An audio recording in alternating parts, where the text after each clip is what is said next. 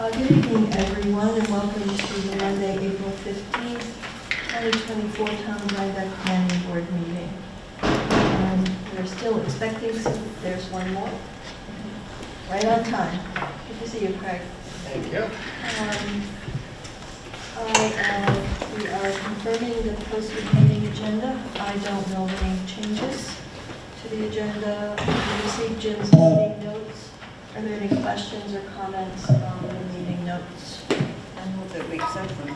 Thank you. Second, please. Second. Thank you, Craig. All those in favor? Aye. Opposed? Abstention? The motion carries. We have the March 18 and April 1 minutes. Are there any corrections, additions, changes to either of the sets of minutes? May I have a motion to approve the March 18th and April 1 minutes? So moved. Second. Thank you, Sharon. All those in favor? Aye. Opposed? Abstention? The motion carries. I have no correspondence or announcements. Anyone else? We have to set the public hearing date for Ruby's and back for the signs. We just have to put it on the agenda Okay. for May 20th. Okay. So we can now roll into new applications. Shauna Berry, 273 Mill Road, site plan review and special use permit for the installation of a pool. Do I get to talk? If you do, you come to the microphone, you introduce yourself. Hi, everyone. Tell us what you'd like to do. Hi, I'm Shauna. We're on Mill Road. We're in the process of hoping to get a pool in the yard. We've already been through zoning and they approved us. We got letters from all of our neighbors who sent in letters. So now we're with the planning board. So we're hoping to get a pool. It's small, it's 14 by 30. It's basically a large lap pool. It will go with the house. It's very modern, it's tiny. The pictures I submitted are the actual fence from the company I wanted to, so you can see what the actual fence will look like. That's the actual pool on the size of the pool. Our land is really big, but it's all woods, so it's the only flat part in the property that's not the septic tank. So it's not big. We're not doing any patio. We're not doing a deck. We're not doing outdoor lighting. We don't want anything. It just wants to be very simple and clean is the goal. We're not doing a big privacy fence. It's just municipal regulation 4-foot fence. Those are not the better ones. The other ones are at the top, but just to know what it looks like. So yeah, that is what we like to do. Okay, Jim? So as the board probably remembers, it wasn't too long ago, we did a ZBA referral on this application. We had some questions and concerns related to the location, but did acknowledge that the rest of the site is pretty wooded and it probably would be the best place to go. In the pre-conference meeting, we discussed the tree removal and the fact that that was done, I guess, for insurance purposes. Yeah, they wouldn't, because the house was redone because the tree fell in the house.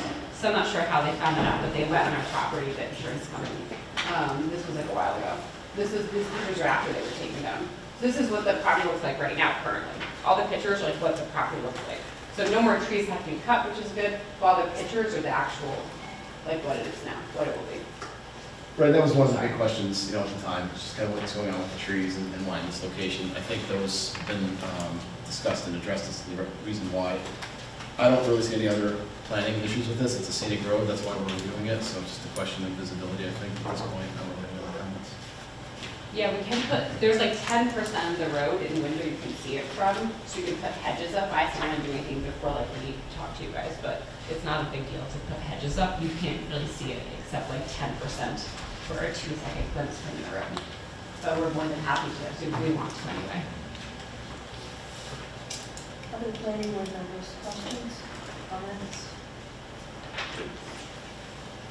The trees that you took out are all hazard trees because they were too close to the house? Hazard and dead trees, And dead trees. but we had a whole thing, the insurance did it.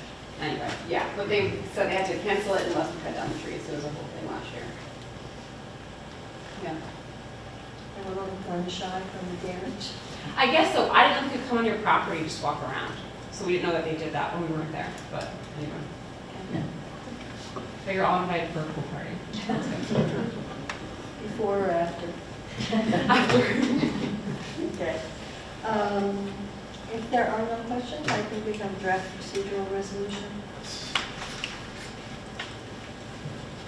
So the draft procedure resolution for Sean Berry for site plan for installation of a pool, 373 Mill Road. Accepting the application, supporting documents is adequate for initiating review. Classifying the actions type 2 under seeker. Scheduling the public hearing for May 20th at 6:05. We will send this to the CAB for review, the WAC because we are in the LWRP area, as well as county planning because they get site plan reviews, and we need 2 planning board members to do a site visit. Okay.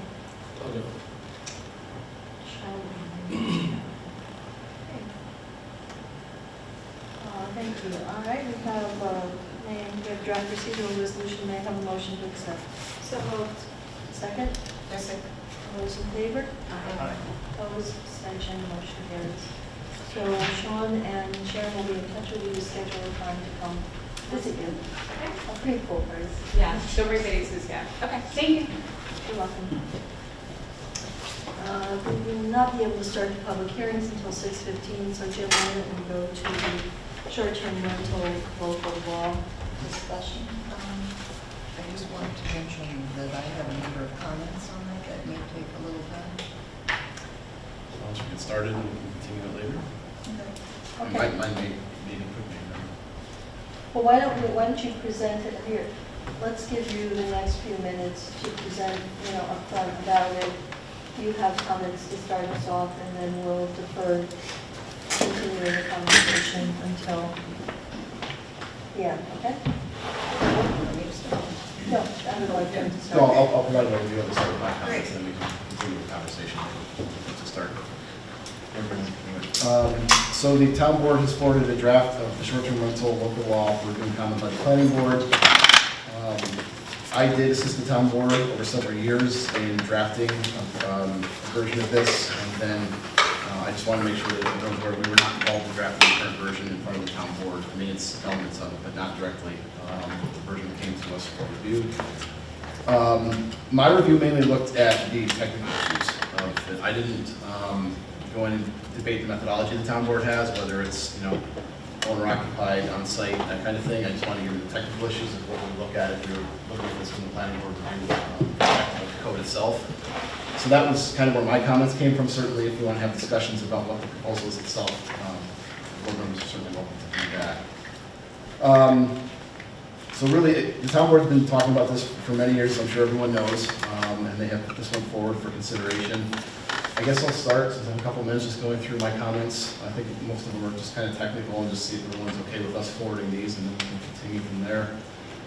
The first one is that it's not necessarily necessary, but in the zoning code, definitions are contained within a certain section of the code, 125, 135. And this one, the way it is written, as far as I can tell, they're proposing to have the definition in the actual section of the code that's being proposed, which is 12561. It's just not consistent with the way other things are done. So I think that that definition should be put in with the rest of the terms.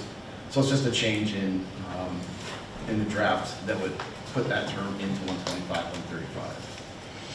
Again, that's just for consistency's sake. When I was looking at 12562A1, I can zoom in on this here so you can see them. It's talking about the presumption of the dwelling unit as a short-term rental property, and states that all or part of the property offered for lease or on a short-term rental website, including but not limited to Airbnb, HomeAway, VRBO, for a rental period of less than 30 days, and/or property that's offered for lease for a period of 30 days or less through any form of advertising. My concern with that is that it's conflicting with, I think, the intent of the short-term rental law and also what's included in the definition itself, that short-term rental shall not include a bed and breakfast, boarding, lodging house, hotel, motel, or other ongoing month-to-month tenancies. I do know that bed and breakfasts in town and others do advertise through Airbnb and other on-site things, and so I just think there needs to be some kind of consistency in the language in here to make sure we're not creating a problem for ourselves if someone were to come in for review, or we're saying, you're not a short-term rental, but you are, but then there's this presumption. I don't think it's a huge issue. It's another paperwork issue, and I just don't want it to tangle up anything in the future, so just something for them to consider to make sure that the language is consistent across the board. If it does remain, then I think anyone that's in town right now as a B&B, a hotel motel, or boarding a lodging house would probably want to be contacted to have them provide that information so that we can get this out of the way before the law becomes active, that they are in fact a B&B and not a short-term rental, or they are a hotel and not a short-term rental, just to get that, paperwork in town hall, so we have that on the record. Another item that I found, again, I don't know, maybe it's just semantics, but it appears that someone could stay in their accessory structure and then rent out their primary home. In my opinion, if you do that, and you do that for a long period of time, it kind of changes the use of a property. So the accessory structure would then almost become the principal structure, and the principal one becomes the accessory structure. And when we review these, we're kind of always reviewing them from where is the use and what is the intent of the property. It just seems like it could potentially flip one to the other. And if someone lives in a structure for more than 6 months, that's considered to be their primary residence, right? So if they lived in an accessory structure for over 6 months, that would then theoretically become the principal structure because the owner is living in that. I don't know that it has a practical issue, it just seems to be a little odd. Maybe there is no issue at all, but I wanted to bring it up, and it's something for you to consider or send to the town board and they can take a look at and think about. 12564A.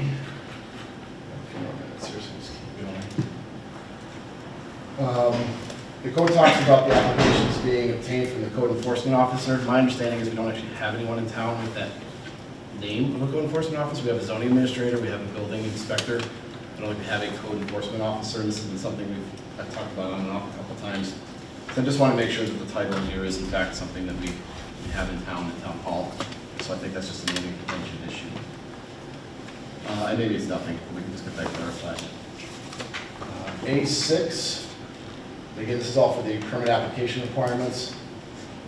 A6 states that suitable floor plan for each level of the dwelling needs to be at least on 8.5 by 11 drawings, drawn to scale, certified by the applicant. It does not need to be prepared by a professional.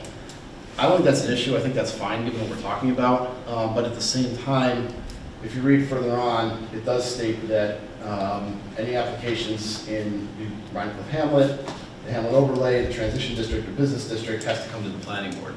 Typically, unless the planning board waives it, those applications have to be done by a professional and stamped by someone. So I just want to make sure that the language, again, is clear, that we're not saying in one part, you don't have to submit something by a professional, but then in the next one saying, well, if you go to the planning board, you do. So I think there either needs to be a reference there, or just a little bit of clarification stating that any submission to the planning board does have to be professionally drafted, which of course can be waived by the planning board, but that's a decision for you. It shouldn't be in the code. That's part of the site plan review criteria. The next comment I had and question I had is referring to the same section. The applications in Rhinebeck Hamlet, the overlay, the transition district, and the Rhinebeck business district are all really, I think, primarily because of the size of the lots, because everyone is really close together there. So I was just questioning whether the town board wanted to consider also including the NIO zone district, which is the smaller lots on Sapasco Lake.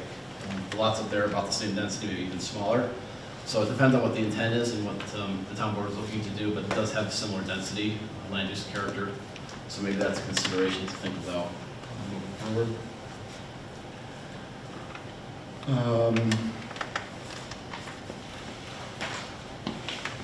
Let's see, 125, 606. Two more, and then maybe we'll be able to get public hearings. 12565A1 states that the property must comply and meet all current New York State Uniform Building and Fire Codes. I'm concerned that that means that anything that was built a while ago that is not current code, built to current code, would not be able to be used as a short-term rental. If that's the intent, that's fine, but I think it needs to be clear that the intent is that it would only be something that's built to current state code. Again, a clarification for them to consider and for Warren Lipinski to take a look at, but I am concerned the way it's written, that it states that it would have to meet the current building code to use as short-term rental, which means it's only new construction.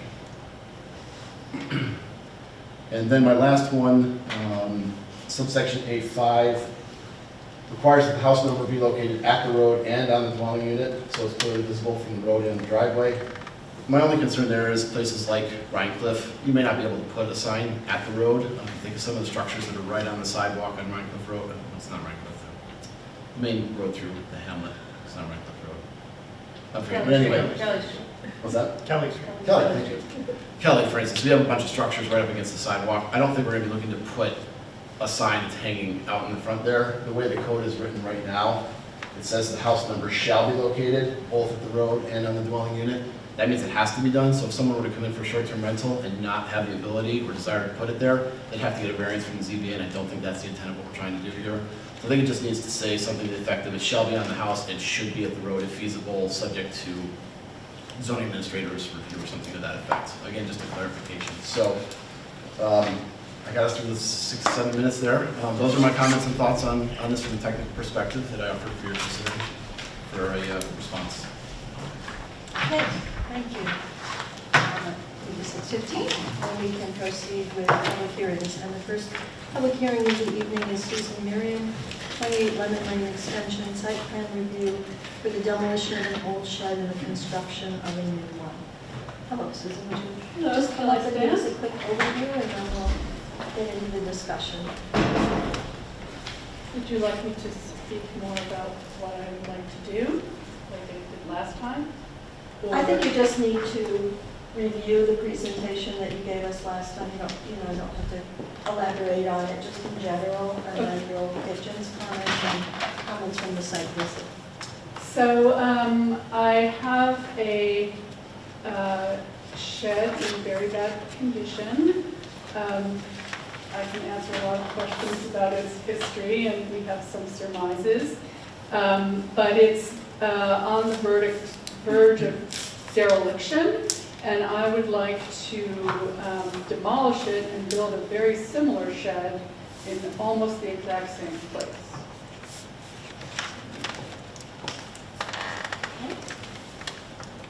I could say so much about this, I'm just not, I don't want to get everything done. I mean, yeah, I guess maybe questions would be, I'm trying to build a building that's respectful of the older building while not being an exact copy of it. There have been site visits from HAPAC and 2 board members and the CAB. And the WAC. And the WAC, oh my goodness. Great thing. But anyway, so, and I think, well, we can have a discussion about it. The letters from HAPAC and CAB recognize the bad condition of the shed and seem amenable to building a new one. They don't come out strongly and say, you should do this, but they don't say you shouldn't. And so, yeah. Jen? I don't have any new comments since we talked with you last time. Last time I did mention that I think this is primarily an issue related to historic preservation. We did talk about, I think the planning board agreed that we would waive the full site plan requirements based on the materials that have been submitted. And I did raise some concerns about root damage to the large tree adjacent to it, but I think we talked about the fact that would be protected, so I didn't see any damage there. And I think I generally agree with the comments stated that HAPAC and the CAB based on the letter today seem to be generally okay with what's going on, but I'll leave that to the board to discuss based on your Craig and I did a site visit, and I think you all probably received the CAB comments from George Baker given to us this afternoon, and I'm glad George got it, and we didn't go until Friday, so George put in an extra effort to get it to us today, so don't, it seemed a little late, but it was just because of the lateness of the schedule. He always writes very eloquent reviews. It was very readable, I have to say. But, I think he enjoys it. Craig, do you want to start? Yeah, well, thank you for having us over. I really appreciated the opportunity to visit your lovely property and to look at your house and the garage, which that's how it's identified in the multi-resource district write-up, that it is a 1920s era garage. And I did a little bit of digging around on these things, and it turns out that it is a type, and it's a type that really didn't exist prior to about 1910, just because there weren't enough automobiles that people weren't thinking in terms of how do I house it, so they showed up around 1920. And by the 1930s, garages had gotten much bigger and actually had rolling doors because of the frustration of trying to open the hinged doors against the snow and things like that. So it's a peculiar little fixture for this particular house. I was concerned about it because I had assumed that it was within the boundaries of the National Register district. It turns out that your house and your neighbor's house were gerrymandered out of the National Register district for some reason. It kind of cuts the corner. Yeah.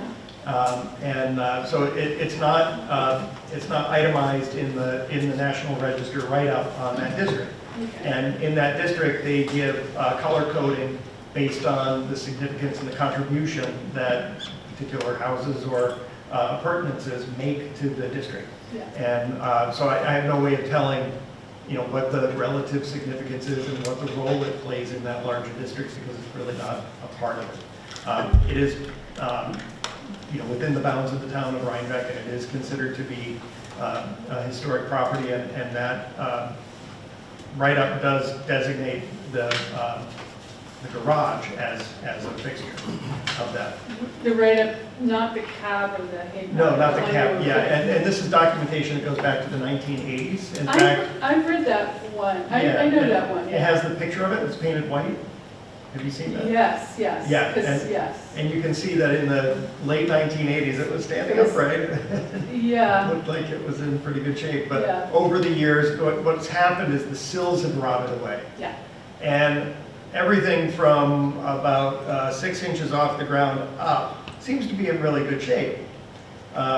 There are some instances of bug infestation, and there's some rot around the window, but the roof is complete, and you're shaking your I head. would dispute, so the south side is so torqued that the boards are warped and Well, splitting in half. that's Okay. the structural issue, because it's not resting on any kind of sound footing. So it has nothing to keep it from leaning, and there's also not any, there's no shear wall in there, so there's nothing to keep the 2x4s upright. So they're kind of leaning over. We discussed this in the field. I believe it may be possible to jack it back up and put a new sill under it and give it another 50 or 75 years. However, it comes down to a question of at what cost, and how does that benefit the historic fabric of our town? And it's really based on that issue, that contribution that's made by that particular fixture. I've kept my eyes peeled as I drive around town, and there are a few more examples of garages very similar to yours that are in good shape, that are in the town and would presumably be protected by, good historic preservation practice. One of the concerns that I have is your plans to build the newer, larger shed Yeah. on a different footprint. It does kind of move it somewhat over the hill. So I question how you're going to be able to, you have to kind of create some sort of an elevated footing or an exposed foundation, and that has an impact on the otherwise pristine valley behind it. Yeah, so you brought up a good point in your visit. So there are a couple of issues around the siting. So the cab letter indicates what I believe to be true, which is that was built out of expedience for the new driveway and the possible car. So it's oddly, you don't have the picture here, but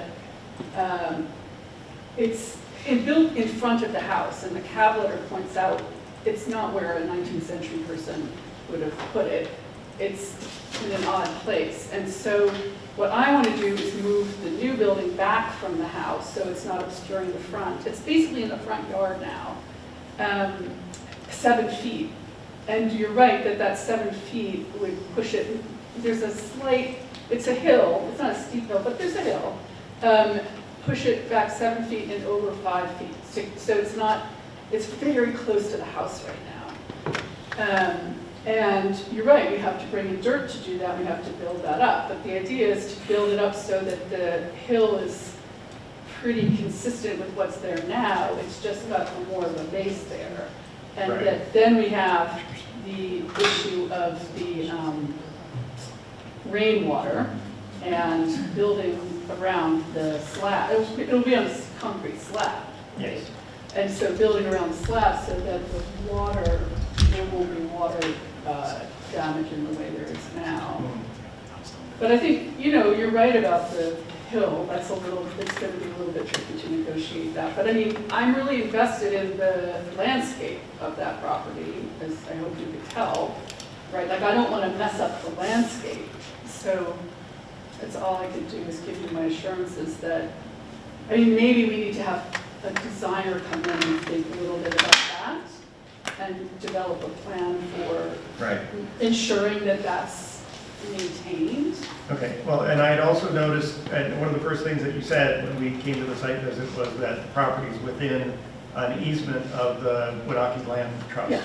And as Jim was scrolling through, I saw a letter go by that I didn't remember seeing it the first time I looked at your application. But, I mean, what are the restrictions on that? So this, just for a reminder, this is the property, which is in the Winnicke Land Trust, which is only concerned with the land, not the built environment, but it gives you a freedom anywhere where there's a little, they're really crosses, but they look like dots, is buildable. And I included the entire Winnicke document, but I highlighted the part that says, particularly, they're not concerned about accessory structures like pools, garages, sheds, etc. Okay. And that's, I'm well with it, because this is the tree line, like, actually, it's moved down a little bit, but when I bought the property, it was very overgrown, and anyway, so the shed is well within the area they would approve. Okay. And I had also brought up the issue of how you're going to manage the water as it comes off Yeah. of the roof, because it is that much farther Yeah. at the edge of the property and at an embankment. And you said you were going to put Gutters, Gutters and down going here. downhill. So, can you go back to the previous map for a second, please? Because I just want to show you, it's really, the edge of the property is Rokeby, basically, so it's quite far away on that end. And then this side, this is the, my neighbor on this side, my neighbor on this side. So the idea is that the gutters will send the water down this direction, down that hill. And hopefully, I mean, it's a small building, it's not it's 14 by 20. So hopefully the gutters will direct it. Yeah.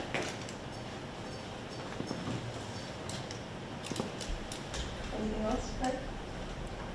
Oh, I have a lot else, but I don't think I'm going to bore anyone with my research into the Plasses and their relationship with the Delanos and the fact that your road, Lemon Lane Extension, Yeah. was actually a dead-end road that terminated at your house. And it wasn't until the Bridge Road was put in that the extension was brought out to the 1930s 9G. And it's kind of a puzzle because I thought it had to be related to that nearby steam Valatia. But it's probably more related to Leacoat or Orlock, one of the other. So, okay, I know this is like more for everybody else, but so it is quite interesting because, so my neighbor in the Red Hook side, that's a newish house. And it does, and that would actually explain why the now stone wall goes under the It driveway. was under the driveway. Yeah, I remember we looked at that. Well, so Yeah. we should write this up because I have lots of information. Well, there are fantastic things that you can learn from small buildings. Yeah.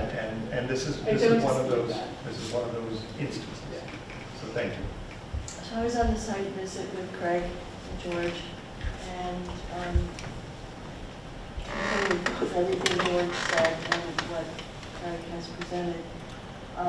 It's a very interesting example of the interplay between saving a historic structure in the condition that it's in, the value of doing it, versus the ultimate gain both to the property owner and the town. It is, as Susan says, very uncomfortably close to the house. We wondered the whole time we were there why it was in the location it was. It seemed so odd and unusual. And the only conclusion we could come up with was that they were so proud of being able to afford a garage that it became almost a, a status symbol to have someone drive by your property and see a garage, which meant you had a car. In the time period that this was, cars were rare and expensive. So to some extent, it seems like a status symbol, but it is uncomfortably close to the house. It is a shame that attention wasn't paid to it before it got this bad. I hate to see buildings like this taken down. I would certainly want to see this fully documented.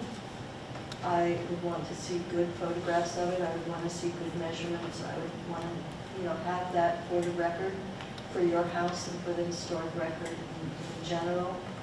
I personally would also prefer to see it in a more neutral color than matching the house, just because I think it would not take be so prominent on your landscape. I kind of like, especially since you're moving it and it will recede more into the tree line in the background. That's a matter of taste. That's just an opinion. I'm not sticking my neck out on that at all. But I think in this case, there's the cost and the practicality of saving it. I mean, I was in the business of saving historic buildings. It's not cheap. And so, can it be done? I do believe it can be done. I think Craig is right that it could be stabilized, it could be brought back. I don't, on balance in this situation, feel that that's the way we ought to go. Tough decision for me, but that's the way I saw it. And I didn't spend a lot of time, and I appreciate your openness in the conversation. You had a very healthy back and forth discussion about it, and I appreciate your the value you place in it as an important part of your property. But that's the conclusion I came to, so I'll open it up to other planning board members for comments. Seems like you have thought about it very thoroughly, as has George, according to what he wrote. Seems Okay. like this applicant should go ahead with the plan. Yes. I would like to have your opinion on colors. I mean, you like green, like a sagey green. I mean, looking at this color doesn't, it doesn't, I personally like something that doesn't, pop out at you. I think in this case, your house is such a sweet little house and deserves sort of to be the focal point when you come on the property. And your garage shed, as you move it, is still going to be close enough to the house that I think they'll compete, but that's, as I said, I don't really sage green, I don't know, but. No, so when you said neutral, I was just curious. I'll say one other thing that's becoming a problem, which is that it's attracted so many wild animals now. There are groundhogs, they've been there for years, but squirrels are bringing their walnuts. I know it sounds weird, but their walnuts in every fall. But now they've chewed a hole in the house, one of these animals.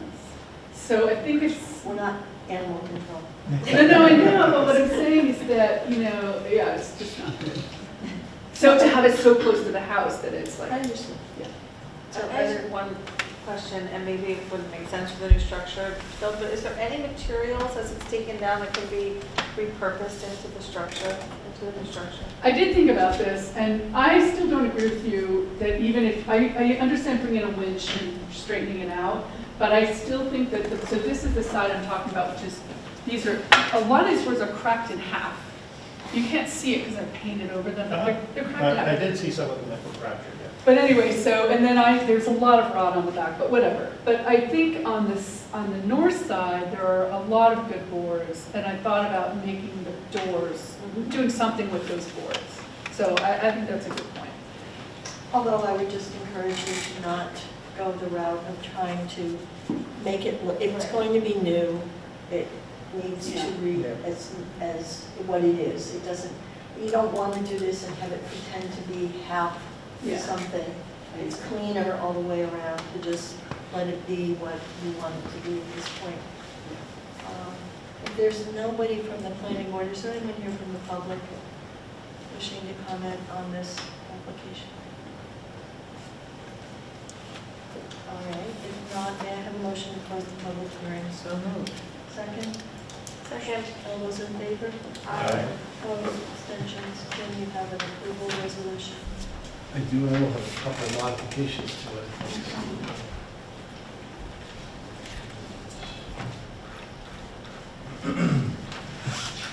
So the draft approved resolution for Susan Miriam for demolition of historic shed and replacement with a new shed at 28 Lund Lane Extension in the RA10 zoning district, reaffirming the actions type 2 under seeker.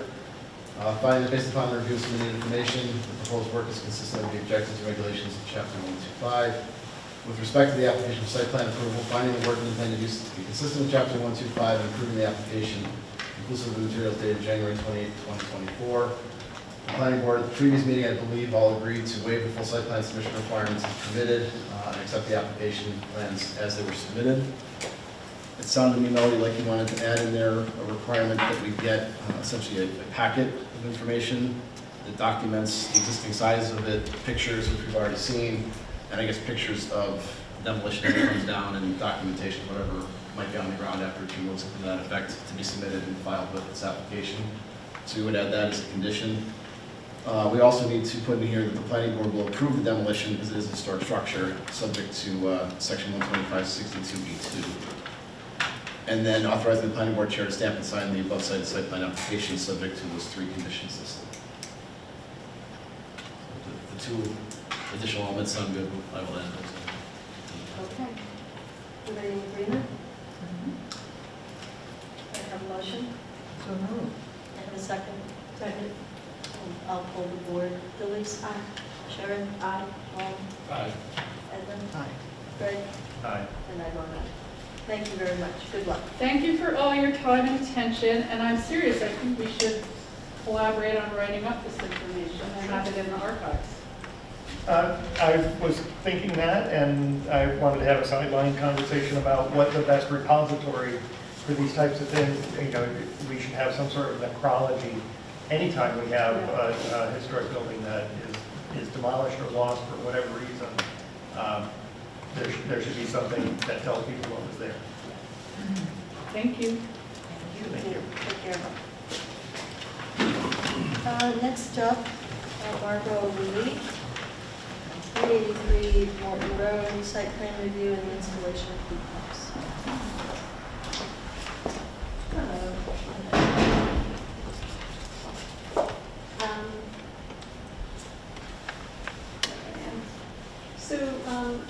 Right, I'll just briefly, so I'd like to put heat pumps in the house, which would mean 2 fans along there. And I think on page, we had a site plan review, here we go, where we talked about maybe coming up with another idea and having initially the pipe was going to come out here, the one pipe, and run diagonally and then down. And there were a couple of people on the board that suggested something more like this, which I loved, and it certainly minimizes. So now instead of the pipe going diagonally, it would come down here. Obviously, there's a covering, the same color as the house. And the pipe would come out here, go down to this roof, which is flat, and then run along the flat roof, which no one can see. And then drop down here again with a covering. Go in and then come out here for the fans. What else? I had a landscaper come in, and the idea would be to do, if you went ahead, Jim, to right there. He suggested, which I loved, this is, I mean, it's totally obscure from Mill Road in the spring, summer, and then this is what happens in the fall and winter. So the idea, since I have a lot of spirea on the property, there's spirea that's very dense and goes like this, kind of old-fashioned. You see a lot of older houses and older homes, so I thought we'd put like 3 different ones scattered about to create a real like little garden And then if there was additional screening needed, I'd fill it in with maybe some holly bushes in among. So we create, instead of just lining some bushes up, I create a garden of sorts that looks very organic to the property. And the spirea, he's able to get them fairly mature, so I could get them pretty, I think the fan is like 2 feet up. I certainly could cover it almost immediately. And are those landscape designs on the plan now? Yes, They are. yeah, they're right, Okay. yeah. It's yeah, it's closer in here. These are the trees, but it's actually here, you can see them. It's hard, but he placed them here to indicate I would be creating something. And then since our last meeting, that's what, that seems to be a great, not only in keeping with the historical nature of the house, because it's, like I said, it's kind of an old-fashioned, organic type of planting, and they're beautiful. And it would go with the row of, I keep forgetting what those plants are in the front along Morton Road, not Morton. But it would kind of all go. Everything would be white. Jim? No new comments. We did get a letter from HAPAC stating thought that we're going to proceed. Is there a site visit? Sharon and Edna. All right. Good to hear from you. Did the site visit, yeah, I mean, it's covered it all very well. Plantings that are there now covered very well, so we're going to get more plantings. The piping will be covered in the same color as the house, so it's much better than no air conditioners. Okay. Edna? I just want to thank you for taking the time to find a route that did not require, following the roof line. It's a great solution. I think you will not see it at all. And I think the plantings will really do the job in terms of seeing anything at all from the road. Thank you. Yeah, I mean, that was, you guys proposed it, and I'm really glad you did, because I didn't like that diagonal either, but couldn't see a way around it, and then there it was. So, thanks. Is there anyone from the public here wishing to comment? Hearing none, may I have a motion to close the public hearing? So moved. Second. Thank you. All those in favor? Aye. Opposed, abstention, motion carries. We have a draft approval resolution. Draft approved resolution for the board's consideration for site plan approval, installation of heat pumps at 3 Morton Road in the R10 zoning district, reaffirming the action as type 2 under seeker. With respect to the application for site plan approval, finding the work and intended use is consistent with chapter 105, and approve the application inclusive of the materials and site plan by Robert Campbell, and authorizing the planning board chair to stamp and sign the site plan subject to the 3 conditions listed. They have a motion. I move that we accept it. Thank you. Second? Second. Thank you. All call the board. Craig? Aye. Edna? Aye. Sean? Aye. Sharon? Aye. Louise? Aye. And I vote aye. Thank you. Thank you. The next public hearing for this evening is Marie-Laure Chandemont, 426 Primrose Hill Road, site plan and special use permit bathroom addition to the pool house. Good evening. Good evening, members of the board, public.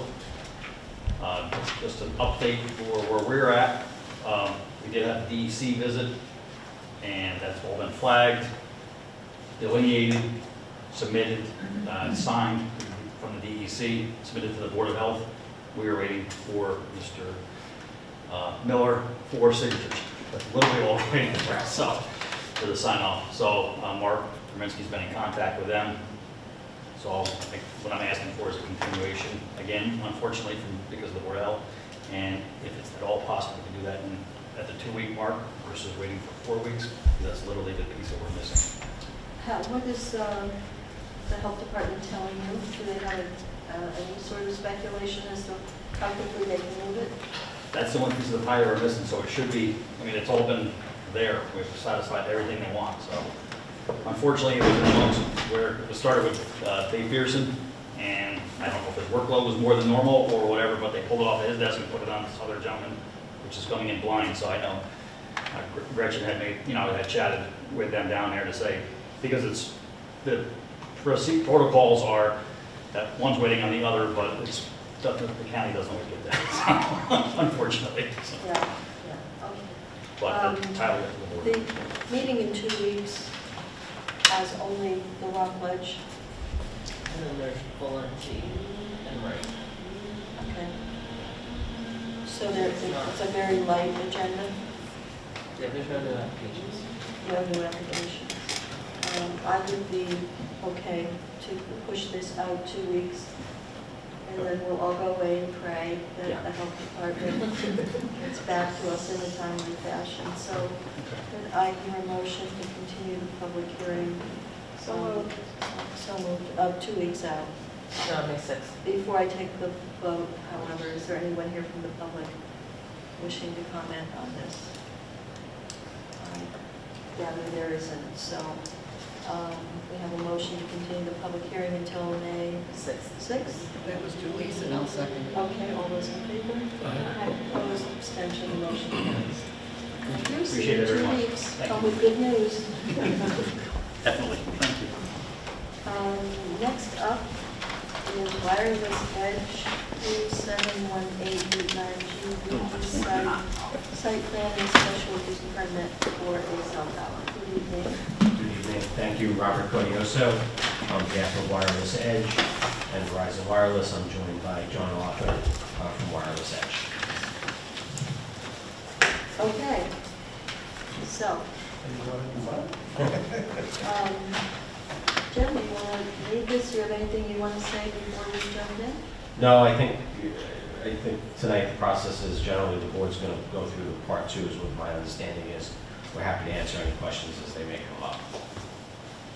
Okay, so I'm going to turn this over to Jim and John and Kim to lead us through the appropriate steps here this evening. Finals.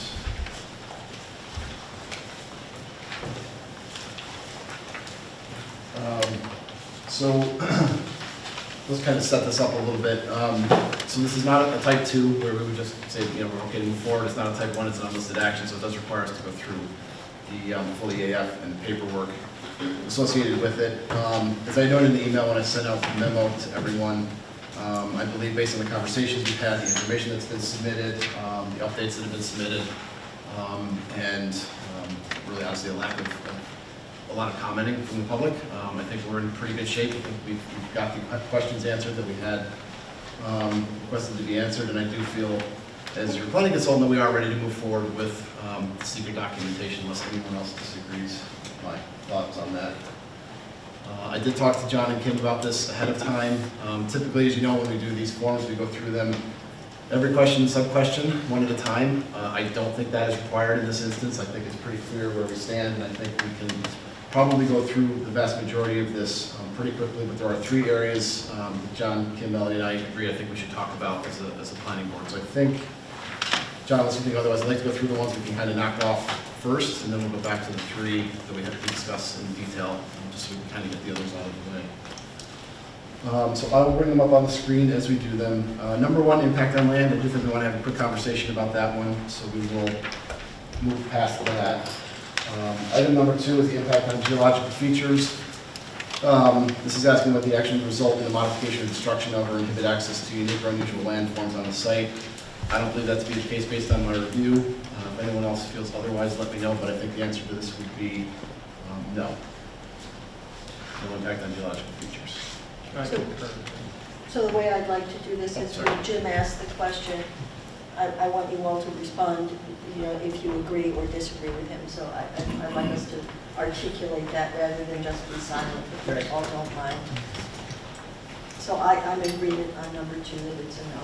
Is there anyone that disagrees? I also agree. Thank you. I also agree. Okay, thanks. All right, item number 3, impacts on surface water. The proposed action would affect one or more wetlands or other surface water bodies. This is nowhere near any of those water bodies. Any runoff will be pretty consistent with the site itself. I don't see any impact on surface water. Would anyone disagree with that? I agree with that. Number 4, impact on groundwater. This is asking if the action would result in new or additional use of groundwater or have potential to introduce contaminants to groundwater or an aquifer. Based on the information submitted and location, I do not believe that to be the case, so I would answer no to this as well. I agree. Impact on flooding. The proposed action would result in development on lands subject to flooding.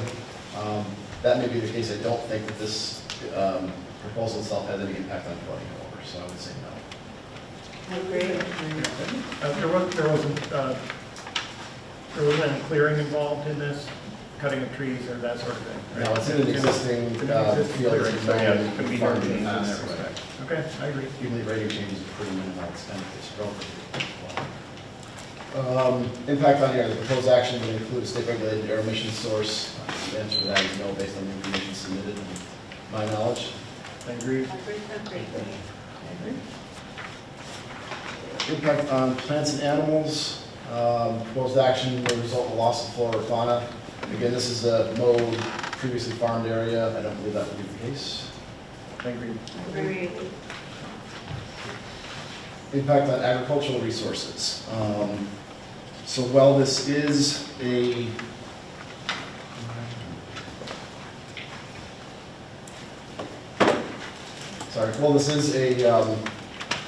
an area that was previously farmed and has been disturbed, it is a very small part of the site of a very large property. I don't believe that the impact on agricultural resources would even be a small impact. Obviously, there is no impact on ag. It's pretty small. Yeah. I agree. But for the area that's enclosed adjacent to the tower, there's nothing about the presence of the tower that would obviate the return to haying the field or whatever, if that's how it was used before. So, Right, the driveway location is the existing, it's already there, right? Okay, so it's, Grazing under the tower. Since So it's you been can so. introduce goats grazing under the tower. I would agree. yeah. Number 9, impact on aesthetic resources. This is one of the items we wanted to come back to and talk about. Obviously, we talked a lot about visualizations, and we did get those from the applicant, but we do think it's worth going through those one by one, so we will come back to number 9. Number 10, is impact on historic and archaeological resources. We did get a phase 1A, 1B. HAPAC did clear that. I think we've discussed this in detail and found there are no issues. It's good. Yeah. Impact on open space and recreation. Again, very small site. It is on the existing mode, ag field. I don't believe it results in the loss of any recreational opportunities or open space resource, if there is no actual designated open space plan for the town. Agreed. 12, impact on critical environmental areas. This is an easy one. We don't have any in the town of Rhinebeck. Oh, I agree with that. Moving on. Impact on transportation. The action may result in a change to the existing transportation system. I believe the answer to that is no. The only real traffic in here will be during construction. After that, it will be the occasional maintenance vehicle, and the site is being used, or will be used in the near future by Ruby's for automotive use, so the occasional vehicle coming in for this, and even the construction vehicles. I think we'll honestly not even be knowing even what's going on the site already, much less what will happen. People will be using their cell phones while they're driving because they have a signal. That's not something we can control, right? No, okay. That's the impact on human health. Impact on energy. The proposed action may cause an increase in the use of any form of energy. Well, yes, this will be using additional energy. We did get that it was 800 watts. It's really not a lot. So it is using energy, but it is not such that there's any impact that would be worth noting in the seeker or subject to ordinance. I agree with that. Agreed. Impact on noise, odor, and light. That one, I can believe there's no impact. Noise, I believe, I read the noise letter was going to be the equivalent of, say, a computer running in the box. There won't be any odors from the actual installation itself. And outdoor lighting, I believe there's a spotlight or a light that can be turned on for the use of maintenance. We know there is no light at the top of the tower itself. And the maintenance light will be on a timer, so if it's left on, it will switch itself off automatically. So I don't believe there's any impact. I agree. Impact on human health, number 16, aside from Craig's comment a second ago about cell phone usage, I don't believe there's any impact on human health from exposure to new or existing sources of contaminants that aren't in, but even in our discussions we've had, this is sub 100, if not 1,000 feet from other properties. Agreed. 17, consistency with community plans. We do believe it is consistent with community plans, and we do know that the town board rezoned the property just a couple of years ago specifically for the purpose of putting cell towers on the property, so I believe there is no adverse impact from consistent with community plans. Agreed. And then number 18, consistency of community character, is the third one we would like to run through with you in detail. So, thank you for running through those with me. Gets us a long way into it. So now, unless anyone thinks otherwise, I think we'll start from the top. So we'll be going back to impacts on land, and just want to get your input on these as we run through them. So item number 1 in the seeker is the impact on land. The proposed action may involve construction on or physical alteration of the land surface of the proposed site. Yes, obviously that will be being undertaken. There are some elements to this that I can talk to you about. So the first one is letter A. The proposed action may involve construction on land where depth of water table is less than 3 feet. I took a look at the soil type. This is one area, we have a couple check boxes we'll get before we do the approval of the planning board. I don't think this will affect seeker. The soil type says that depth of bedrock is typically 1.5 feet, so it would be less than 3 feet. I still think that there's no or small impact that may occur. It's essentially a surface type installation. So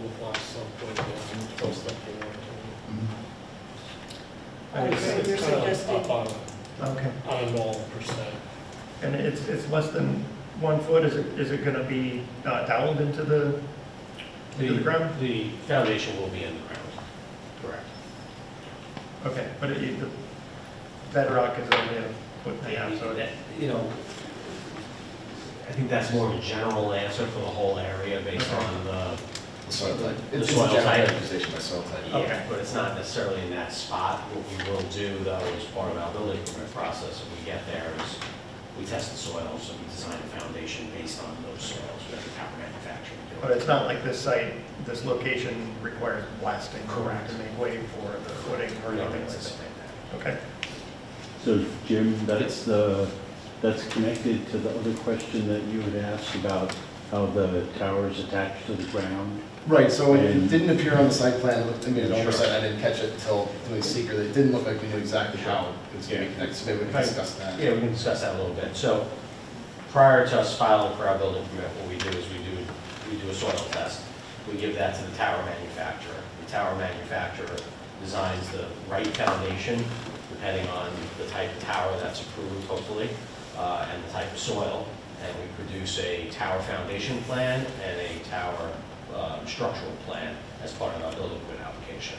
The way the tower itself is attached to the foundation is very simple. It's basically bolts that are embedded into the tower foundation, and then the tower is attached by way of those bolts. And that's the standard way that these towers are constructed when you have a monopole design.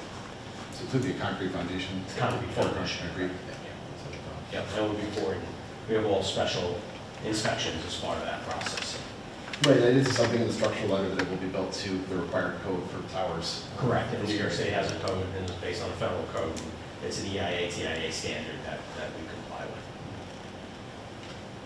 So, anyway, so the question is about may involve construction on land where depth of the water table is less than 3 feet. Again, the general soil type say that bedrock is maybe 1.5 feet down, which would indicate probably the water table, but I don't think that there's any impact here. Hopefully, bring that up for your consideration. well, it's no or small. No, or small. I think they would have discovered that in their shuttle test pits when they did the phase 1B. Pits are up to 1 meter in depth and if there's water for them, they would know that. So, No or small. no or So no or small, small. everybody's agreement that no or small? Yes. Yes. Number 2, the proposed action may involve construction on the slopes of 15% or greater. Based on my review of the information, that was a no. Agreed. So no response. C, again, relates back to what we just talked about, but the proposed action may involve construction on land where bedrock is exposed or generally within 5 feet of the existing ground surface. It's not exposed from what I understand, but it might be within 5 feet. Again, I don't think that would have a large impact. Agreed. Proposed action may involve the excavation or removal of more than 1,000 tons of natural material.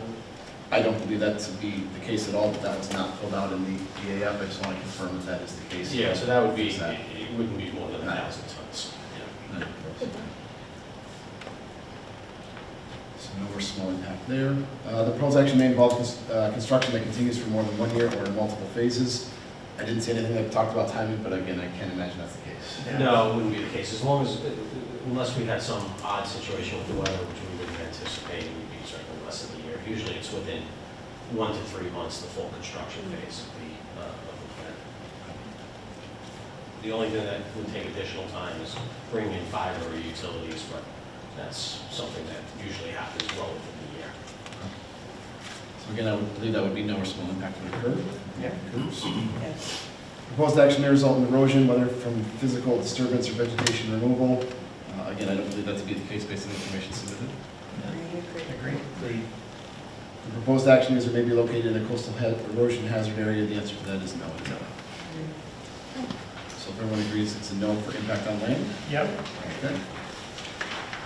And we will move to item 9, impacts on aesthetic resources.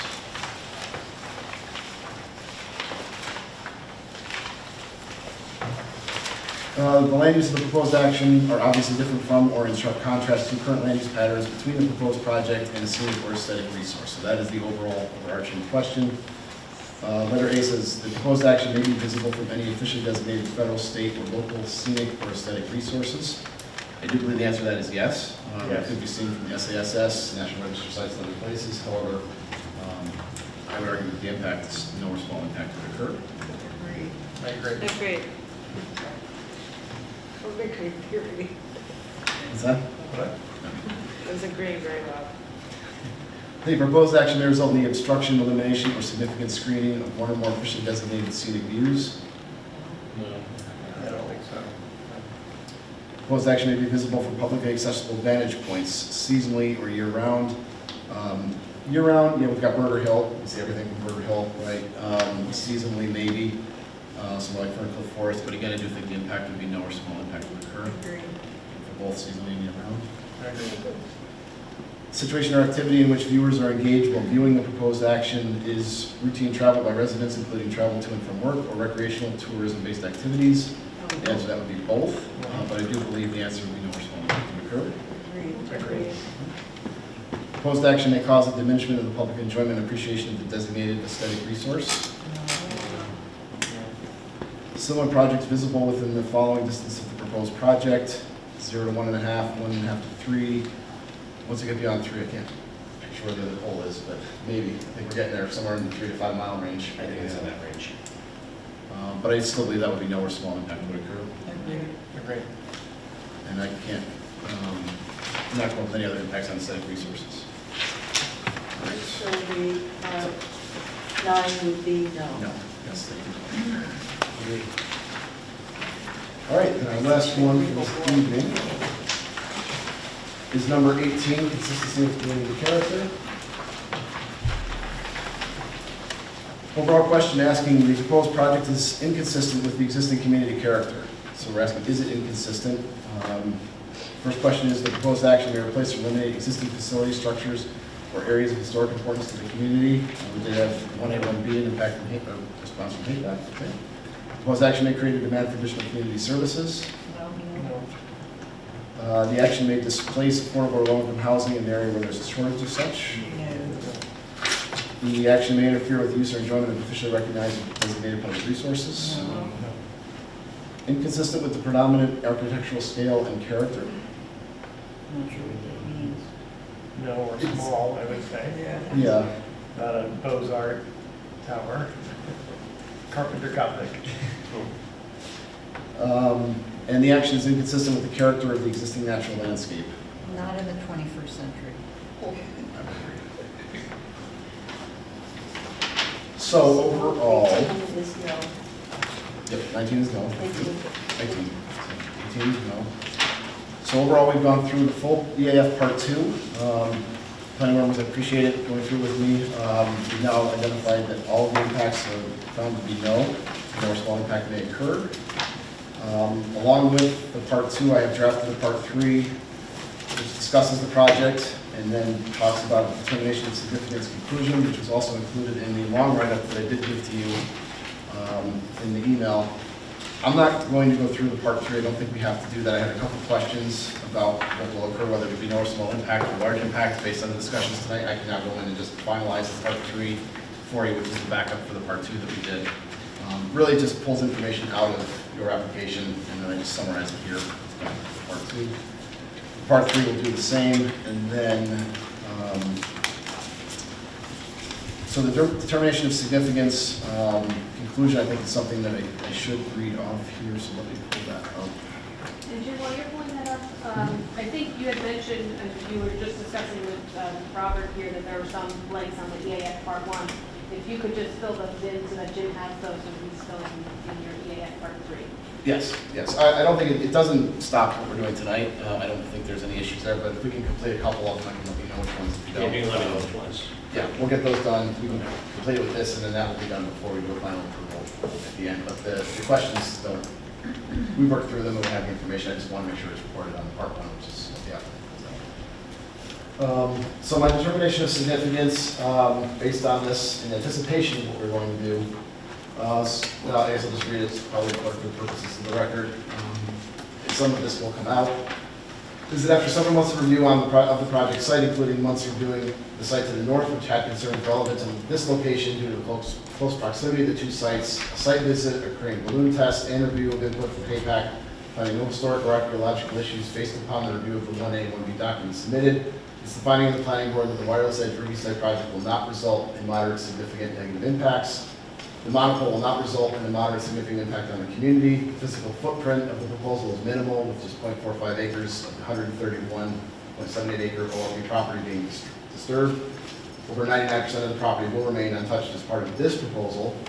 And the location of the tower is well inside the parcel with several hundred feet of moderately densely forested land between the pole and the adjacent properties and roads. There were no categories of moderate to large impact, so that comes out based on our discussion.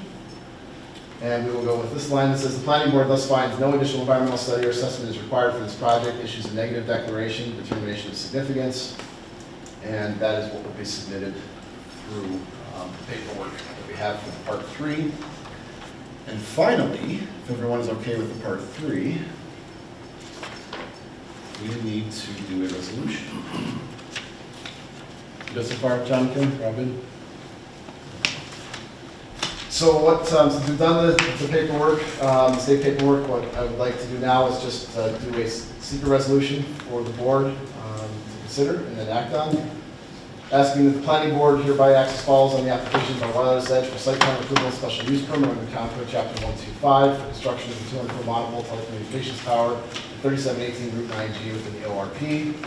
In its role as a duly established lead agency under secret for environmental quality review of the above described and listed action, determine that the review of the full EAF Part 1 and its own completion of the annexed EAF Part 2, in consideration of the criteria for determining significance set forth in Title 6, that the proposed actions as described in the application will cause no potentially significant adverse impacts on the environment and thus issues a negative declaration, determination of non-significance, deeming an EIS not to be required and will not be prepared, authorizing the chair, I should say planning board chair, fix that the planning board chair so execute the full EAF and direct the clerk to file, distribute, and cause the publication in the environmental notice bulletin of the executed determination of significance in the manner set forth with the seeker, and further determining as otherwise incorporated within the above negative declaration, the proposed work is consistent with the pertinent policies set forth in the town's comprehensive plan. We will annex the part 1, 2, and 3 documents with this resolution. So I have a couple edits. So. Planning board members, questions, comments? It's pretty straightforward. Charlie, Kim, is there anything you'd like to add to the discussion? No.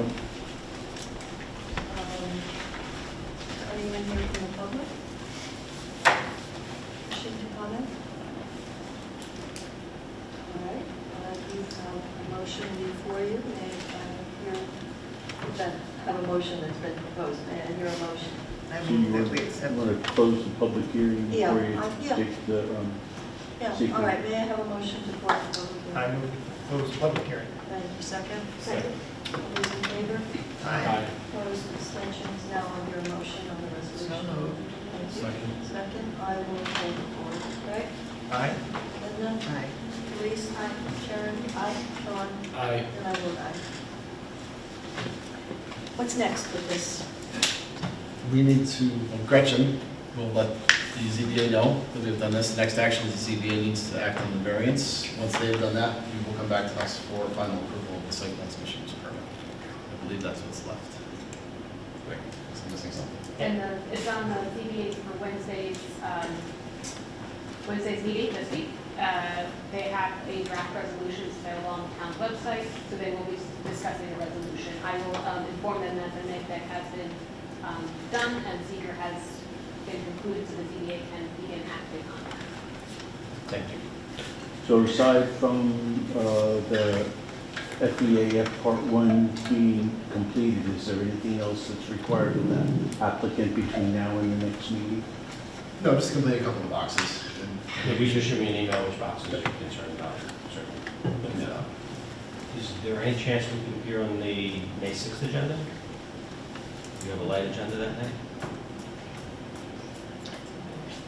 I don't see a problem with that, unless there's resistance from other planning board members. Thank you, appreciate it. So we're just scheduling you, we're not continuing anything. We'll just- Now, what happens, may I ask, with the next agenda item? So I think what we should do is we should just continue to adjourn until, and then I would assume that we've talked about this, if you do see fit to approve the Ruby site, that you'll include that will consent to withdraw the other site. As part At the of time of. She'd be okay with that as a conditional resolution? Yeah, that's right. So can we put shot clock extensions on the record? Yeah, so we'll put, Rugies is still good. The other one, the next one on the agenda, we'll agree to extend to the May 6th meeting as well. So may I have a motion to continue Do you want to put that on May 20th, just in case anything? For the second one? If you want to Move that agree Verizon one to do, to, for the 19th, move it to the 20th. we'll agree to Just in extend, we'll agree to extend 9G to the 20th, just in case for some reason the 6th there's a snowstorm, we don't make it. It has snow in May. I was scared. So let's take it one at a time, so I'm clear here, because I'm getting foggy. So the wireless edge, the Ruby site, you will be on the agenda for the next meeting of May 6th for approval. The next one, which is wireless edge for Verizon, we are continuing the public hearing, keeping that open. You're extending the shot clock to May 20? Correct. Okay. And so I need a motion to continue the public hearing and continue the shot clock to May 20. So moved. Second, all those in favor? Aye. Opposed, abstentions. Thank you very much for your time this evening. I'll see you in a few weeks. Thank you. Thank you, everyone. Thank you, John and Kim, especially for your help on this as well. That takes us back to the discussion of the short-term rental local law. Thank you, everyone. Do you have anything to do? That's a good secret warm-up for the next one. There you go. Not quite a good warm-up. It's just a reminder. Don't get used to it that way. So the last item is the short-term rental local law. I'm happy to go back and go through any of the comments I had if you'd like. I know, Ed, that you mentioned you had some comments. I guess we're looking to get a referral back to the town board, preferably after tonight if it needs to wait. I think we'd be okay. What's the rule? We have how many days to reply to a referral from the town? Is it 60? 30 or 60? I'm 30, right, or a referral? Yeah. But I don't remember. All the other ones are 30. The town board's already had their meeting, right? Yeah. But So they their are- our next meeting on May 6th would be before the next town board I mean, meeting. you can ask for an extension. Right, if we needed to, but I But I think. think we're clarifying that we have, what my understanding is they won't meet until, I think, the 13th of May. Correct, Gretchen? May 13th. Right. So we have the opportunity to, we don't have to have our final comments in this evening. We could discuss it and be prepared to come back at the next meeting to look more intently at. I don't know how many of you had a real chance to study it in advance of this discussion, but we do have the ability to discuss it tonight and then pick it up again at the next meeting and still get back to them in the time period in which we need to do that. Jim, what would be the relevant planning issues that we should be concerned with as far as the short-term? Yeah, I mean, there are lots of them. I mean, again, I just went through the technical side, and did not go through any of the lines of the philosophy behind what types of short-term rentals would be allowed or how. Technical analysis. So there are quite a few. It depends on how the permit comes in. The planning board will only be reviewing those that they designated to come to the planning board. So it's really only anything in the hamlet that would come into the planning board. Anything else will go through downstairs to the building department, zoning district. I'm sorry, I didn't mean to. As a practical matter. Didn't mean to step on you.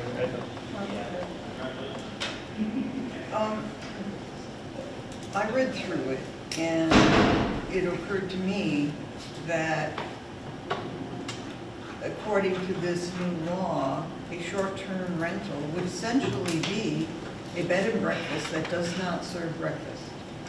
So I then took a look and compared what we say in the zoning law about bed and breakfast to what this law says about short-term rentals. And I made copies for us to take a look at.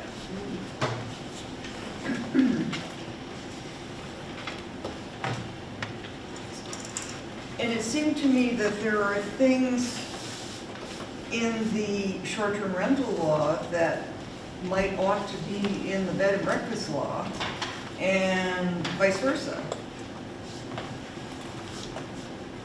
Am I correct? Just one basic question. I thought that some of the bed and breakfast rules and regulations were county-wide as well. Is that not correct with the health department? Well, the discussion of parity between bed and breakfasts and short-term rentals has always kind of been part of the discussion. This is only the short-term rental law. But yes, bed and breakfast would have to go through a more rigorous review than short-term rentals would. And that's pretty much always the case. They're considered a commercial use. This is considered a use of someone's private house. Like, yes. And that is an item that's come up in the past.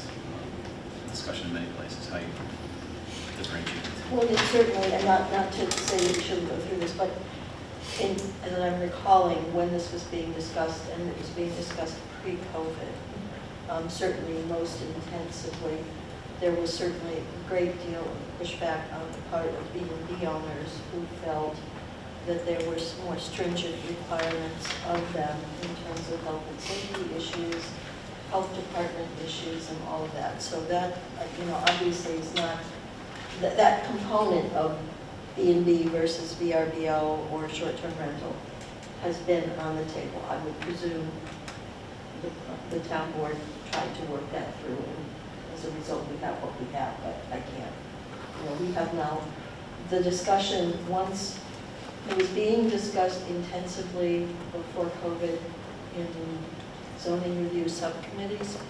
Post-COVID, it did not come back to that committee. It's only been advanced through the town board, and this is the result of that discussion.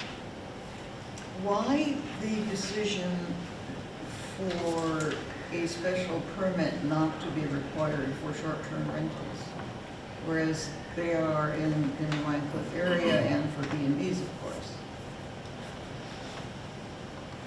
It seems... Well, I don't know the answer to that at the town board. I can just say generally, there's been, there's sometimes pushback with having to go through the length and cost of the special permit process in order to get the license, and communities have taken different approaches to, I mean, there are some communities where a special permit is required. It's a policy decision about how much scrutiny you want to apply to potential applications. Right, but on the other hand, short-term rentals need to re-up every 2 years and every year in Rhinecliff, whereas that is not the case for a bed and breakfast. It just seems to me to set a strange precedent to have such an important thing going on in town that it does not go through the planning board. Are you suggesting that every short-term rental come through planning board? Yes. I mean, I'm seeing it to be a use that is almost identical to a bed and breakfast, except short-term rentals, according to this law, have certain advantages. They get to have 12 guests, whereas B&Bs are limited to 10. They get to have convertible sleeping arrangements, so that, you know, a living room, I guess, could have a pull-out bed and be used in a short-term rental, whereas, well, there's language in there that suggests that. There's language in the law that suggests that to me.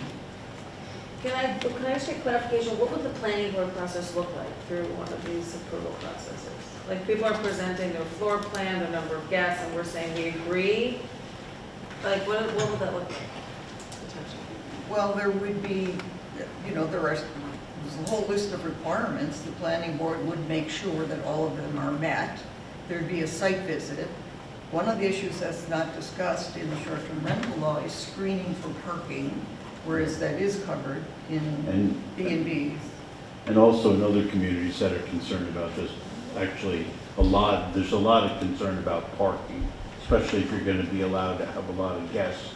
And how is the parking going to take place? Where are people going to put their cars? How are they going to know where to put their cars? Stuff like that. Proximity to neighboring residences is also an issue. So I'm speaking generically. I didn't have anything to do with, I didn't participate at all in this proposal. So I'm just talking about, we represented other communities though where short-term rental laws have been considered. And those are the things that people are thinking about. Well, also importantly, there would be a public hearing, so your neighbors would get to weigh in. That's right. There would be site plan review. Site plan too, would be site plan. One of the They go concerns hand in hand. early on in the discussion was, if I'm correct, I believe the village limits the number within the village at any given time. Without that limitation, concerns were being raised by previous members of the planning board who served on my committee about how much work this would now put on the planning board itself if this became if we weren't limiting the number and it was kind of open to anybody who wanted to do it, and are you all ready to go to 3 public meetings a month to keep up with the quantity of people that might be asking for this. I believe there was before discussion about people having to be re-permitted or recertified on a regular basis, which would continue to, I'm not saying it's good or bad, but the reality of it is that it would be certainly an increased workload on Gretchen, everybody working in the department and Jim and the planning board. At least at the beginning, when they all, Well, certainly it would come be in. horrendously, time consuming. But if they're coming back for an annual permit, But which why is that needed when it's not needed for bed and breakfasts? I can't answer that. I do believe because the bed and breakfasts have to be, I believe the bed and breakfasts have to be inspected annually, so there's a process in place already whereby they are looked at, which is different than this. I can speculate that most bed and breakfasts, because they are bed and breakfasts, there's somebody there that's on site and sort of supervising, if you will, the guests and what goes on. And bed and breakfasts as a rule, have not, have coexisted pretty well with the neighborhoods in which they are situated. Short-term rentals have a much spottier record with regard to that, especially in instances where the homes are being rented out where the owner's not on site during the visit. But that will not be the case according to this law. Correct. These all have to be hosted. That's why I Okay. discussed the accessory versus primary residence. Someone can stay in the accessory and rent out the primary. It's in here. They're all hosted rentals. And I can tell you, and you'll probably agree, that the years we talked about this before COVID, we went through every single scenario and went back and forth on hosted, unhosted, the number, whether we limit the number, we don't limit the number, definitions of what, each one means, parity with B&Bs, hotels, and other things. They were all discussed at, pretty significant length. I was not involved, like I say, in the eventual, development of this one, so I don't know the discussions that took place now. But I know, I think in our discussions, and I know in other towns, there've been discussions, again, and it comes down to definitions of bed and breakfast is a commercial use. This is kind of a commercial use of a private residence. No, it's, a bed and breakfast is a accessory use of a residential property and a home occupation. That's how the zoning law defines it. Right. And then that's the parity. And why isn't a short-term rental the very same thing? So, as part of the question is the concern, can we go back with a comment stating that there's concern about parity for bed and breakfasts? And that the bed and breakfast law should be looked at if this were to move forward? I think that it's important to look at the differences and similarities between these two laws and make sure that there's a rational reason for them to be different. Maybe there are parts in the short-term rental law that should be in the B&B law, and vice versa. Maybe you just need one law that covers both of them. I personally do feel that they're quite different. I can't hear you. I personally do feel that they're quite different. And not all of them, because there are homes that operate very similar to bed and breakfast. And I think that's where it does get more muddy, where people have multiple bedrooms, they're renting them out as individual rentals, as hosted rentals. But there's a whole other category of people that are renting out, one room in their house or an accessory dwelling, and it's a much more like, extra income scenario than this really curated lodging experience. They fall in the same category, but I do think the experience, often the density of where they're located, and usually the way they operate is slightly different. So I don't know that the laws should look exactly the same, if you want me to be honest. But I definitely think, just to clarify, because I think this whole board knows that I've had a lot of experience in Airbnb. I don't do anything with Airbnb anymore. I haven't for years. And I 100% think that law and regulation is required, because to lose our community for having unregulated hotels would be a terrible thing. And supporting the local community who does need the biggest problem I have with accessory dwellings is that the people who can afford accessory dwellings are not necessarily the people that need this most. And we need to find a way to actually make this as an income potential for a leverage of some of the families here that need it. And that's the benefit of it. But we have to have strict rules. And having somebody come in and do an inspection and ensure that it is safe, that's the most important thing to me. I think the planning board process would actually handicap some of these people that need it, and I think would really put some intensity on us. So I don't know that resonates. I hear that, but on the other hand, there are costs involved in the short-term rental law. Yeah. There are application fees, you have to come every 2 years, and you have to pay another fee, and that all takes time. Whereas with the B&B, you go through the special permit process once, and that's it. You don't have to go back continually. You do have to go back to the health department every year, my understanding. Right, but so with these people. Every 2 years. Well, can't they just recertify their inspection process to make sure that the, safety continues? All right, so let's, when we're getting back, just to get us, I think, in the same place, we're reviewing this, we're going to be sending comments back. So Edna, you identified a number of questions revolving around the issue of parity and differences between Airbnbs and B&B, and thank you for the background work you did on this.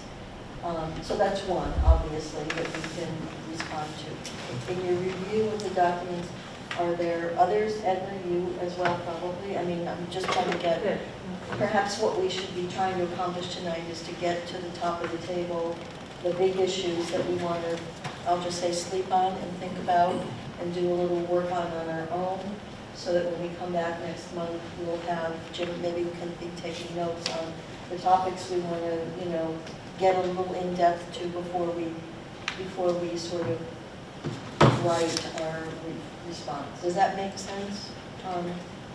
Edna, do you want to continue? Do you have other comments? Well, at the top of my list would be a discussion of the pros and cons of requiring a special permit for all short-term rentals. And I do think that someone ought to be taking a look at some of the advantages of short-term rentals, like 12 people can stay overnight in a short-term rental, but only 10 in B&B. And I do think that there's something in the short-term rental law that suggests or indicates that people need not be staying in a bedroom. You know, there's discussion about convertible sleeping accommodations, whereas that's not possible in a B&B.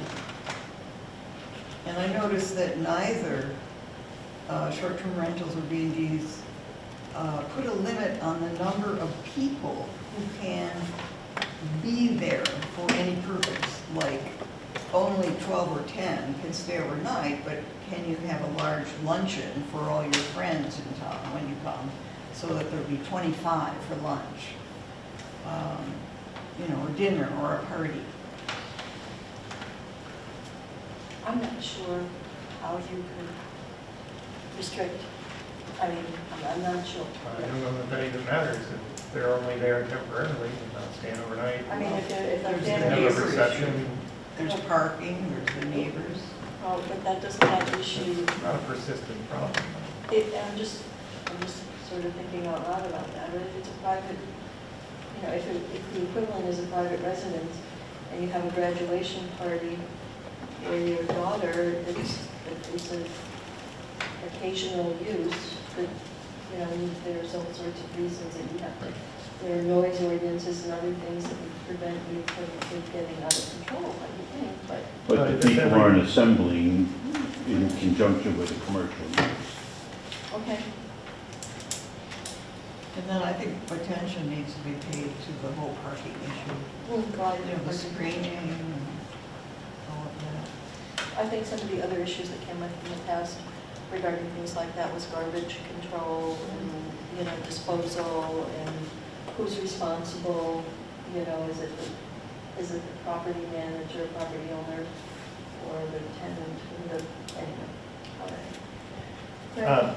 I want to offer this not just because of my friendship with George, but there's a very healthy burgeoning bed and breakfast trade in this town that doesn't work in every town. It works in Rhinebeck because of what Rhinebeck is.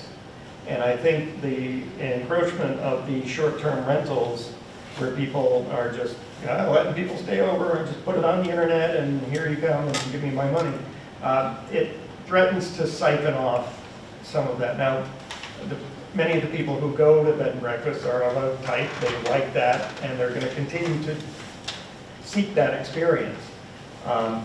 But I think that the bed and breakfast trade in this town is an important commercial resource that we should be careful to make sure that it's allowed to live. Well, it's probably living already because this is all, the short-term rental use is something that is taking place already. It is, but not in any legal way. That's correct. It's already prohibited by law unless you are a bed and breakfast. I don't think that's suppressing the volume of the use right now. We have a major lodging issue in the town. We see it constantly. The density of Airbnbs is only gonna go down, so bed and breakfast will have higher volume. And some of these tourists are not a couple just able to stay in one room in a house. And they're a family, and they have a pet, and they have a different experience. There's a place for both in a regulated and considerable way, and it's about supporting both and the community in doing it. And I don't think it's one or the other. Sharon? I have a short-term rental next door. I haven't seen the owners in 2 years. They have what do you call it, the people that come and mow their lawn every week, whether it means it or not, put the garbage out, and every once in a while you see a strange car in the yard. And your conclusion is? And they shoot golf balls out in the hayfield. Sean? Probably the only way I travel. I mean, I just have a family, and it's when I go to a town, I think about ski mountains. Like I love skiing. I just was staying in a 3-condo unit that we Airbnb on the ski mountain.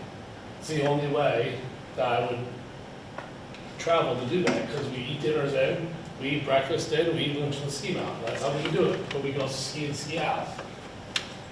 They have laws that regulate it, but also allow it. And it's not their primary usage, because most people have a ski down house, it's not a primary usage. They have hotels, they have Airbnbs, they have everything. They have a thriving environment that exists. And so I'm like, I also have an Airbnb directly across the street from me, and I have never had any issue, which leads me to the question of like, what are we trying to solve? Like, what is the issues we're trying to solve? And how can we focus on those issues, which I think parking is a brilliant one, because like, how can we solve those issues without eliminating the possibility? And I don't know what those issues are. Why do we have a law in front of us? Has the ZBA since, I don't know. There have been issues. And there is certainly, I can tell you, I can't quantify it, but I believe the zoning administrator would tell you that he regularly gets calls about this. Is there like a trend in those issues, or are they kind of all? I think there's a lot of people calling and wanting to know if they buy a house, can they do this? Yeah. Some of it is legitimate, inquiries about wanting to know what's allowed and what's not. I can also tell you that there are very frequently on pre-conference calls, people who tell us that they are operating. They're looking to make changes to their building because they have short-term rentals, and then when we tell them it's not legal, they argue that it is. And so I think there is certainly not a lot of clarity around this issue. I think, I'm not trying to speak for the town, but I think the town board has made a commitment to put a short-term rental law in place. And our job here in the referral to us is to point out to them the areas that we think are not clear, perhaps won't work well with the planning board. I mean, the question of, is the planning board prepared to take on reviewing permits? Those are the kinds of things that, we're not here to debate whether or not to have a law.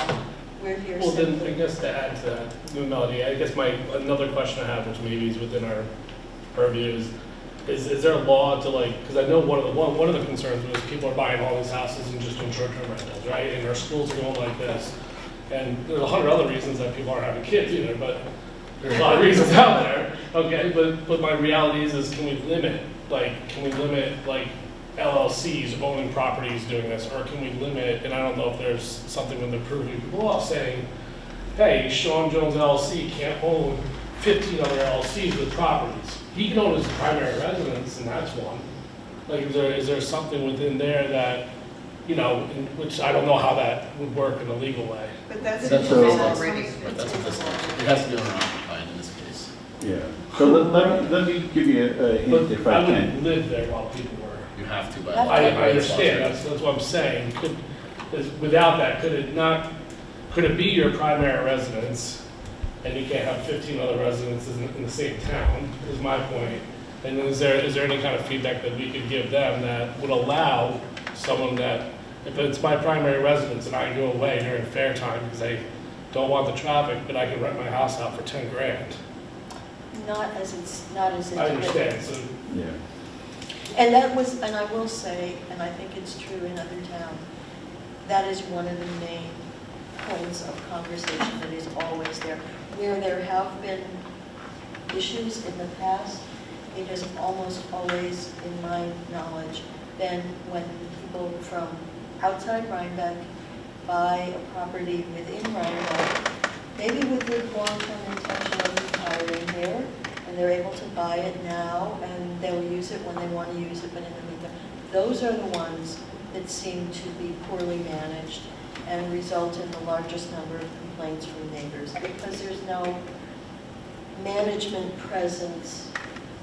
And there was many discussions about, well, do you actually have to live there? Or can you appoint a property manager that takes care of it?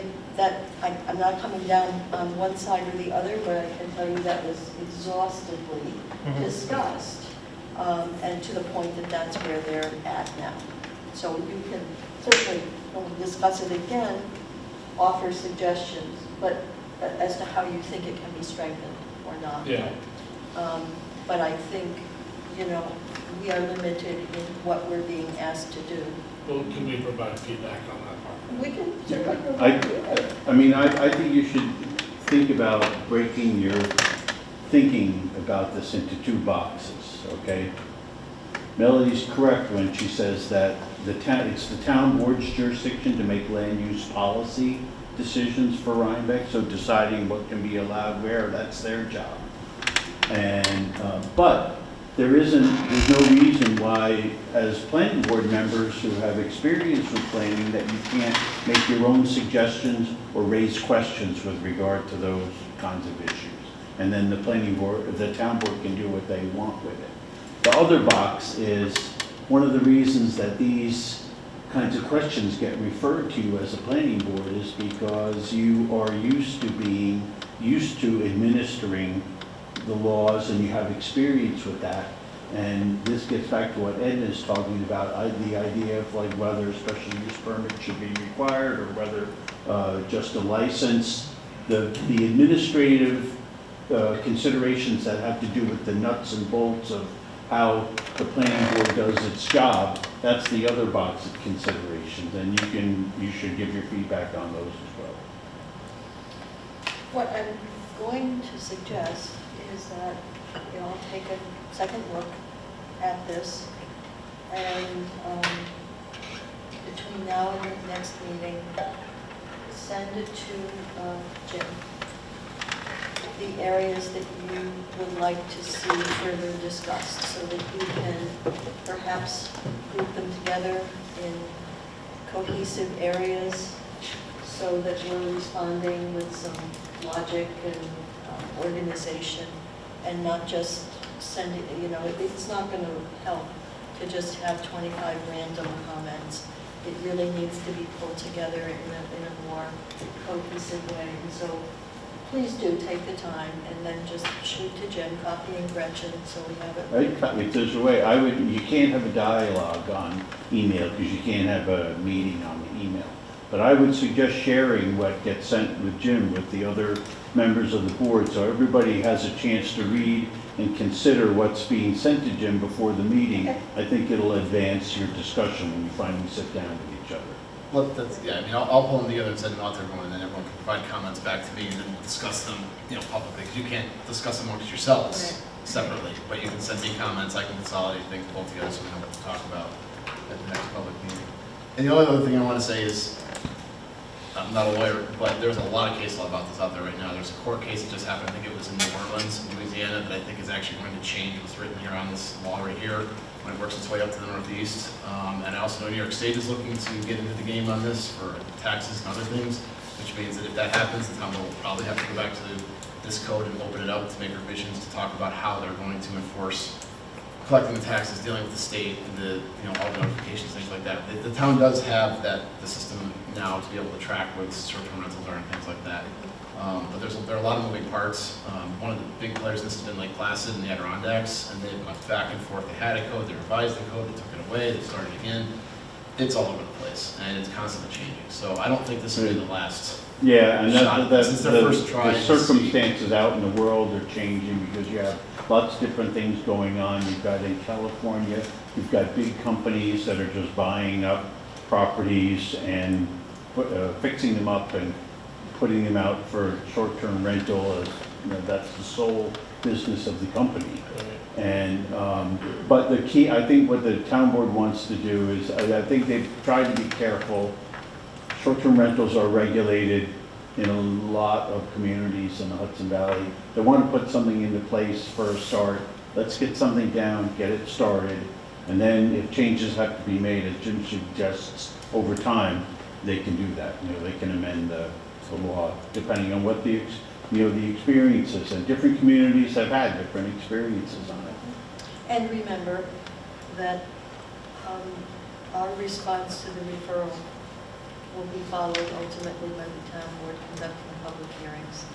And they will hear from the public at that time as well. So ours will not be the last input that they receive. I suspect it will be at least one, possibly more public hearings when they start working on this. So we will not have the last word. I'm sure there will be other words. And for whatever it's worth, just from I feel a responsibility of just telling you all that as an owner of a real estate company, it is a primary focus for me and every one of my agents, and I've educated this to them multiple times, that any call you get that is suggesting interest in purchasing a house in Rhinebeck as an Airbnb is not committed. End of story. And advocating for that, because I do think part of it is ensuring, also for the consumer, that that is not how it works. And if you're going to make an investment, it shouldn't be in this town for doing that. Anything else tonight? If I can get comments by the 26th or the 29th at the latest, to give me a couple days to pull them together and get back out, that would give me, you know, before the memo goes out. Thank you, everybody. Public hearing for Ruby's. Sorry. Public hearing for Ruby's. We just have to schedule it. Well, when do you want to schedule? May 20th. May I have a motion to schedule the public hearing for Ruby sign for May 20? Continuation. Second. All those in favor? Opposed, abstention, motion carried. Now may I have a motion to adjourn? So, second. All those in favor? Opposed? Carried.